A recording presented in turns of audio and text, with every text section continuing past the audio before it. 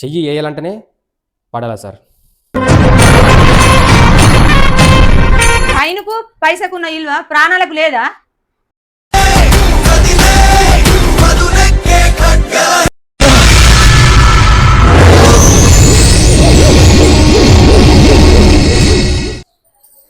అసలు ఏం జరుగుతుంది ఈ లోకం మీద నాకు అర్థమవుతుంది. ఏమైంది నన్న ఫోన్లు ఎవరు? ఫోన్ చేస్తారు బాగా.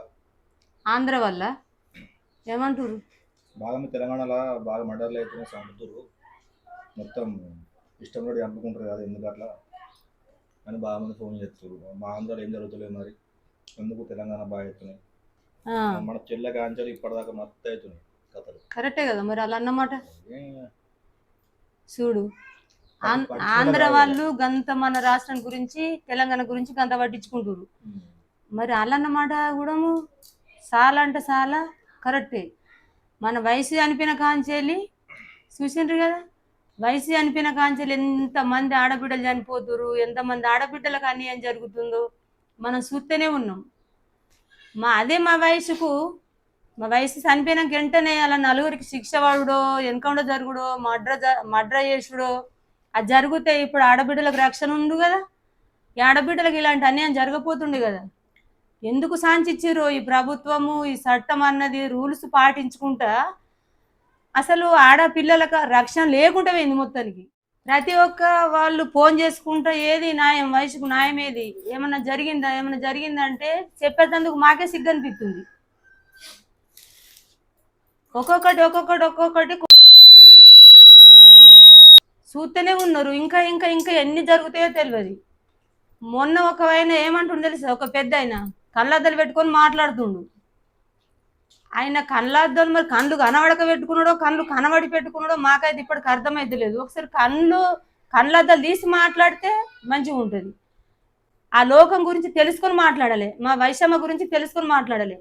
మరి మా వయసు లాంటి బిడ్డ ఆయనకు లేదో, మరి మా చెల్లె లాంటి తల్లి ఆయనకు లేదు, ఉంటే అట్లా మాట్లాడాడు ఆయన.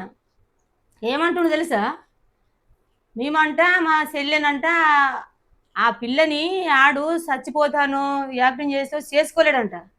మా చెల్లిచ్చుకు మా చెల్లెనే రాయ్యా, నాకు ఒక ఇల్లు ఉన్నది, అందులో ఒక బెడ్రూమ్ ఉన్నది, నాకు బిడ్డ ఉన్నది, నా బిడ్డ ఒకటే ఉన్నది, నువ్వు వచ్చి నా బిడ్డతోని ఉండు అని మా చెల్లె చెప్పిందంట. ఆయన ఆ మాట అనడానికి అసలు ఎట్లా మనసు వచ్చిందో అర్థమైతలేదు. పోనీ ఆయన మాటని మనం పడదాం, ఒక్కటి కూడా క్లారిటీ అందులో మీకు అర్థం కావాలి, మనకు అర్థం కావాలి, ఆయనకు కూడా అర్థం కావాలి. మరి పోనీ ఆయనని ఏం చూసి మేము ఇంటికి తెచ్చుకున్నాం? ఆయన అందగాడనా, ఆస్తిపరుడనా, ఆయన పెద్ద జాబ్ ఉన్నదనా, హెలికాప్టర్లు ఉన్నాయనా? ఆయన 10,000 రూపాయల జాబు కాడు, చూద్దామా అందంగా లేడు, మా సిటీకి తగినోడు కాదు. ఆయన యుద్ధ చీ అన్నోళ్ళే ఉన్నారు కానీ సై అన్నోళ్ళు ఉన్నారా? మరి ఆయనకి వచ్చింది ఏ ఇల్లు? కేసీఆర్ ధర్మాన బతుకుతురు, కేసీఆర్ ఇల్లు వచ్చింది దానికి. అది ఎక్కడ? అడవిలో కేసీఆర్ ఇల్లు వస్తే అడవిలో బతుకుతుండే ఒక జంతువు బతికినట్టు బతుకుతుర్రు వాళ్ళు. అని ఏం చూసి మేము రాయ్య నా బిడ్డ ఉన్నది ఒంటరిగా ఉన్నదని పిలుచుకొని మరీ ఇల్లు ఇచ్చినామనికి చెప్పు, అది అనటానికి నీకు ఎట్లా మనసు వచ్చింది? ఆ మాట ఎట్లా, నువ్వేం చూసి ఆ మాట అన్నావు? ఆయన అందం చూసో ఆయన ఆస్తి చూసో మేము పిల్లని ఇయ్యలేము. మా వయసు కోసము ఆడ ఆత్మహత్య చేసుకుంటే ఆయన ప్రాణం ఎక్కడ పోతుందో అని ఆయన ప్రాణం కాపాడుతందుకే మా పిల్లని ఇచ్చినాం తప్ప మేము ఎలాంటి ఆ నుంచి ఎలాంటి ఆస్తులు కానీ అందం కానీ ఆశపడి మేము ఇయ్యలే. కానీ మీరు అది అర్థం చేసుకోకుండా మంచోళ్ళనే మీరు మాటలు అంటారు. మీరు అన్న మాటలకు మా చెల్లి ఎంత ఎడుతుందో తెలుసా? బిడ్డ పోయిన బాధలనే అది ఉన్నది, ఇంకా అనరాని మాటలతోటి సూటిపోటు మాటలతోటి మీరు ఇంకా చంపుతురుదని. ఒక ఆడపిల్లని పట్టుకొని ఒక ప్రాణము కడుపులున్న బిడ్డతో సహా పోయిందని జాలిదయ లేకుండా చిగ్గులు ఉండాలి, మానం ఉండాలి, చిగ్గుంచుకోలే మాటలు మాట్లాడడానికి. పిల్లని ఎట్లు ఇచ్చిరన్న మాటలు మీరు మాట్లాడుతూ చూసినవా? ఒక పెద్ద మనిషి అయి ఉండి అలాంటి మాటలు మాట్లాడడానికి నీకు ఎట్లా మనసు వచ్చిందో కానీ నాకైతే అర్థమైతే లేదు.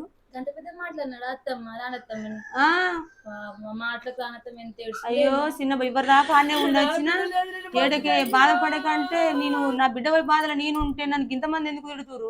నా బిడ్డని ఆడ చచ్చిపోతాంటే నా బిడ్డని చూడు తప్ప వాళ్ళు నన్ను ఎందుకు తిడుతురు? అయ్యో అనుకుంటే అది ఏడుతుంటే మీరు తట్టుకోలేక ఇవ్వరు దాకా అందరం పోయి ఉండే ఏడకని కొంత ఛాయ్ తాగిపించచ్చినాం ఇప్పుడే. ఇంత కలకాలు ఎందుకు ఎత్తురు అసలు? మేమంటే అబద్ధాలు ఆడినాం అనుకో, మీరు అరిగానే తెలుసుకోర్రి. మరి నువ్వు చచ్చిపోతుంటే పిల్లనిచ్చిర్రా, మరి నీకు పిలిచి బెడ్ ఇచ్చిర్రా, ఎట్లా ఇచ్చిర్రా? మా వయసుకు చక్కచక్కని సంబంధాలు వచ్చినాయి. దానికి 25 ఏళ్ళు ఉన్నాయా, 30 ఏళ్ళు ఉన్నాయా, ఈడుగో ఇంటి మీద ఉన్నదా అని పిలిచి మేము పిల్లనిచ్చినామా? ఆడు పిల్లెంబట వాడి ఎంతెంత టార్చర్ పెడితే ఆ పిల్ల మనసు కరిగింది చెప్పు. మా వైష్ణవికి హైదరాబాద్ సంబంధం వచ్చింది. 5 అంతరాల బంగ్లా, కారు, ఆయనకు నెలకు 60,000 50,000 రూపాయల జీతము, జాబు. అంత మంచి సంబంధాన్ని, ఇంటికి వచ్చిన సంబంధాన్ని కూడా మేము అద్దనుకున్నాం. ఎందుకు అద్దనుకున్నాం? మా చెల్లి ఏమన్నా తెలుసా, ఉన్నొక్క బిడ్డని నేను అంత దూరం ఇచ్చుకోను, నాకు బస్సు వాడది, నా బిడ్డకి ఇలా మంచిదైనా చెడ్డదైనా ఆపత వచ్చినా నేను పోలేను. ఆ హైదరాబాద్ అంటే నాకు భయం పట్టి అది ఏనన్నది పిల్ల. అంత పెద్ద ఆస్తిని మేము కాదనుకున్నాము, 5 అంతరాల బంగ్లా కాదనుకున్నాము. బిడ్డ దగ్గర ఉంటే చూసుకుంటే 24 గంటలు, దూరం ఉంటే నాకు అచ్చుడు పోవడం నాతోని కాదు, కక్కుతుంది. అది బస్ అంటేనే కక్కుతుంది. దానికి సంబంధాలు రాక మేము ఇయ్యలే, బోలెడు సంబంధాలు వచ్చినాయి. దగ్గర ఉండాలి పిల్లనని కోట్ల అంటే ఏడున్నది గిన్నె కదా, కోట్ల దగ్గర మాదాపురం, మాదాపురం దగ్గర కోట్ల. ఆడపిల్లలకు ఈ సమాజం మీద రక్షణ లేకుంటేనే పోయింది. మరి మన ఆడపిల్లలు మనం ఎట్లా రక్షించుకుందాం? మరి కన్న తల్లుల పరిస్థితి ఏం కావాలి? ఆడపిల్లలు కనుడు వాళ్ళకు ఒక శాపమా? మగ పిల్లలని కంటుర్రు, తల్లులు తండ్రులు ఏదో చెప్పే విధానం చెప్తారు. పిల్లలు ఎట్లా పెరుగుతుండ్రు, ఎటు తిరుగుతుండ్రు, వాళ్ళు ఏం చేస్తుర్రు అన్నది మనం ఎప్పుడు కావాలి ఉండం కదా. తల్లిదండ్రులను కూడా మనం తప్పు పట్టద్దు. ఎందుకంటే తల్లిదండ్రులు చెడు బుద్ధి నేర్పరు, మంచి బుద్ధి నేర్పరు కావచ్చు, కానీ వాళ్ళు వినకపోతే మనం ఏం చేస్తాం? పిల్లలు, మగ పిల్లలు ఇప్పుడు బాగా తప్పులు ఉన్నాయి. చిన్న పిల్లల కాంచెలు సిగరెట్లు తాగుతుర్రు, గంజాయి తాగుతుర్రు, డ్రాగ్స్ తాగుతుండ్రు, కళ్ళు తాగుతుండ్రు. ప్రతి ఒక్క పిల్లలు బాగా చెడిపోతుర్రు. మరి ఆ చెడిపోయిన పిల్లల గురించి చట్టము ప్రభుత్వం ఎంత పట్టించుకోవాలి? ఆ పిల్లలు ఒక ఊరు మీద భయం లేకుండా తిరుగుతుర్రు. ఆడపిల్లలను చూస్తేనే ఒక అమృతాన్ని చూసినట్టు చూస్తుర్రు. ఇలా ఆడకట్ల పొన్న పిల్లలు, ఆడపిల్లలు పోతేనే అలా కన్నంతలు గంజాయి తాగినాక మనసు రోగులు ఉంటారా? వాళ్ళకి ఎన్నో ఆలోచనలు, వాళ్ళ తల్లులను చూస్తుర్రా, శైలను చూస్తుర్రా? మరి ఎదటి ఆడపిల్లల గురించి ఎందుకు ఆలోచిస్తారు? వాళ్ళు చంపడానికి సిద్ధమవుతుర్రు, వాళ్ళని ఏం చేసేటానికైనా సిద్ధమవుతుర్రు. మరి అదంతా వాళ్ళకు చెయ్యకుండా మన ఆడపిల్లలకు మనకు రక్షణ కలిగించాలంటే ఏ పిల్లకి అన్యాయం జరిగినా కానీ అని మాత్రం ఖచ్చితంగా కఠినంగా శిక్షించాలి. ఇలా చంపినోనికి సావే కరెక్టు.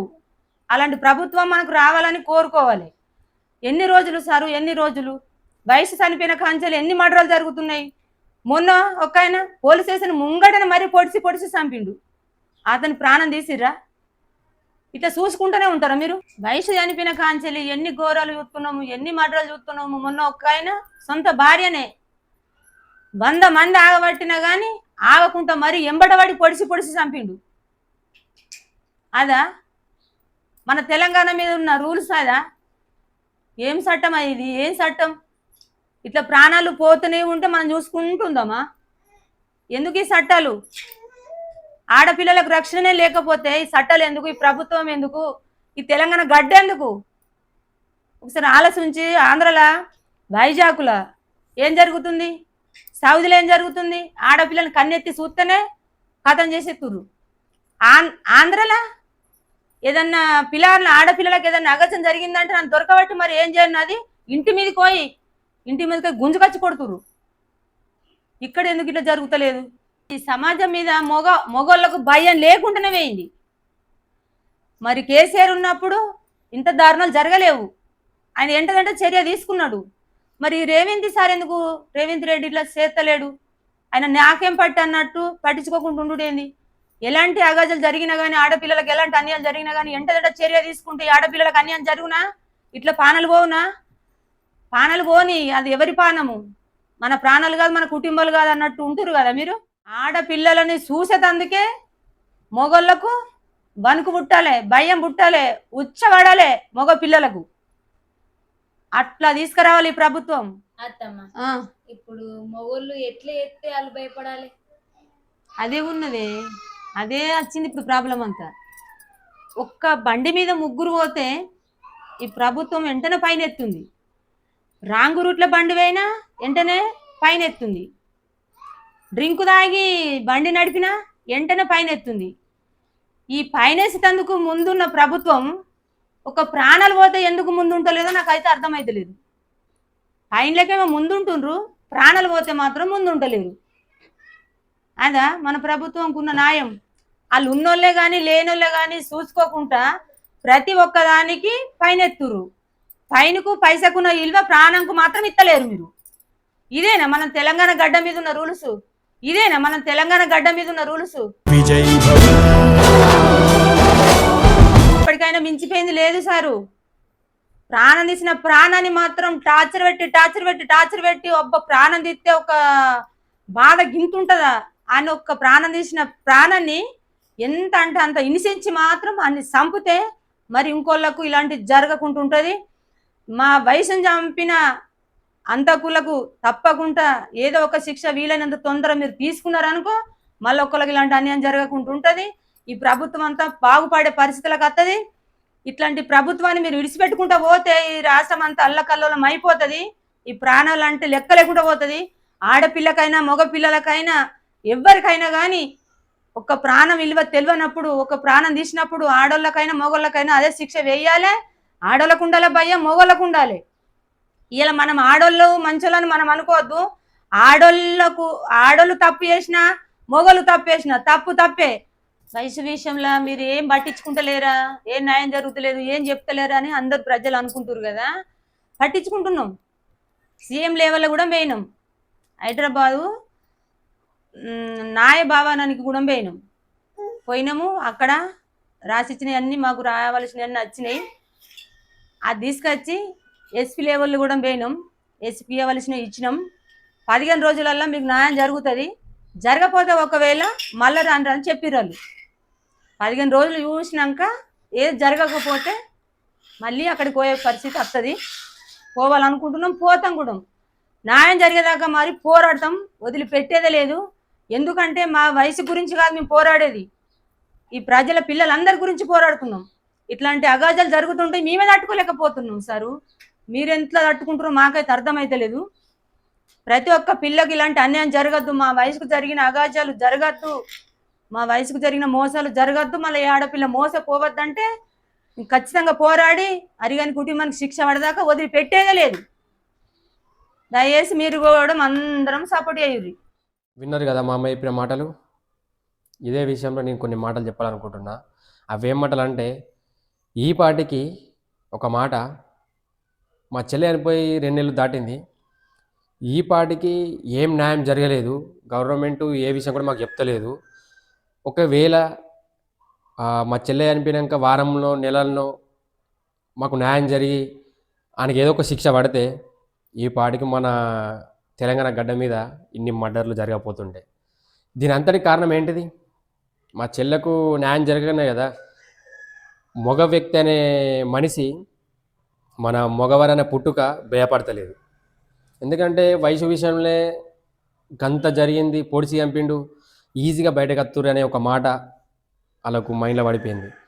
అదే విషయంలో మగజాతి అనేది ఆడజాతిని అంతం చేస్తుంది. ఆల్రెడీ బ్రహ్మం గారు చెప్పినట్టే జరుగుతున్నాయి. ఎక్కడ పడితే అక్కడ యాక్సిడెంట్లు అవుతున్నాయి, వాహనాలు బాగా అయినాయి, యాక్సిడెంట్లు అయ్యాయి, చనిపోవడం అది వేరే విషయం. ఒక మనిషి చంపితే ప్రాణం పోతే చూసిరా, దాన్ని మాత్రం ఖచ్చితంగా పట్టించుకోవాలి. యాక్సిడెంట్ అయ్యి వేన ప్రాణాలు అవి పోతే లెక్కలేదని అనుకుంటారు. అది తాగి నడిపిండో ఎట్లనో చనిపోయింది, అది కామన్. ఈ విషయంలో ఒక మనిషి చంపుడు బాగా తప్పు.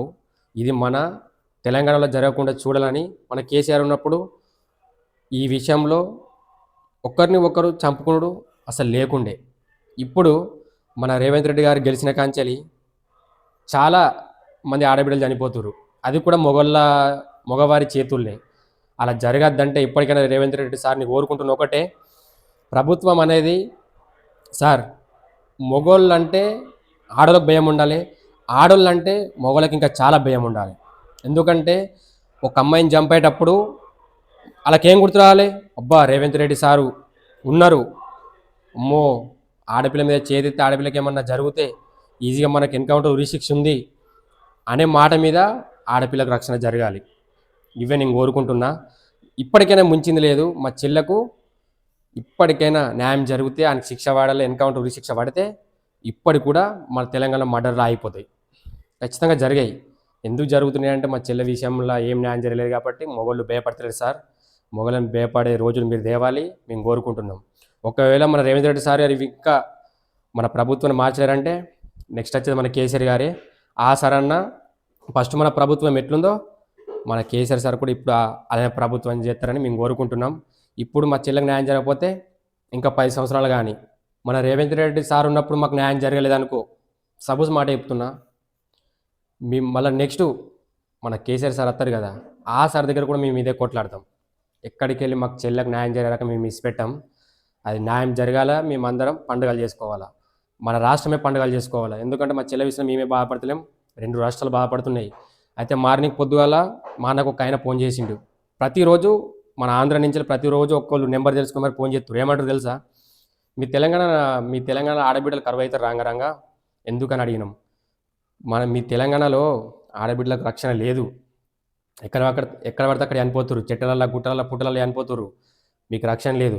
మా ఆంధ్రకచ్చి ఒకసారి చూడరు కదా మీరు, మీ తెలంగాణ మా ఆంధ్రకచ్చి చూస్తే ఇలా చంపితే 3 రోజులకు అని శవం ఉండాలంట. అది ఆంధ్రాల. తెలంగాణ అన్నీ ఉన్నాయి కానీ ఇది రావాలి. అట్లా మన తెలంగాణ చూస్తే ఆంధ్ర వాళ్ళు షాక్ కావాలి, అరే బాగుందిరా తెలంగాణ పద్ధతులు బాగున్నాయి అనాలి. కానీ ఆంధ్రాలో చూసి మేము బాధపడుతున్నాం. ఆంధ్రాలో ఉన్నాయేంటి, మన తెలంగాణ లేనియేంటి ఆలోచించాలా సార్. దీనికి గట్టిగా చర్య తీసుకొని ఇప్పటికైనా ఆడవాళ్ళకు రక్షణ కోరదాం. ఆడవాళ్ళ ప్రాణాలు పోవద్దు, ప్రతి ఆడబిడ్డ ప్రాణాలు ఖచ్చితంగా పోవద్దు. ఒక ఆడపిల్ల మీద చెయ్యి వేయాలంటేనే పడాలా సార్.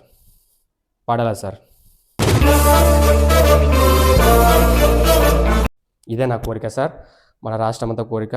దయచేసి ఇంకోటి, నాకు ఫుల్ ఫీవర్ వచ్చిన నేను మాట్లాడుతున్నాను. ఎందుకంటే రీసెంట్గా చూస్తున్నా మా చెల్లి అనిపోయిన కాంచాలి ప్రతి ఆడపిల్ల బాగా బాధపడుతున్నారు సార్. ఎందుకు చెప్తున్నా అంటే 30 మర్డర్లు అయినాయి సార్. మొన్న రీసెంట్గా పోలీస్ స్టేషన్ ముంగటిన సంత భార్యని చంపుకున్నాడు, పొడిచి 10 మంది ఆపట్టిన ఆగలేడు.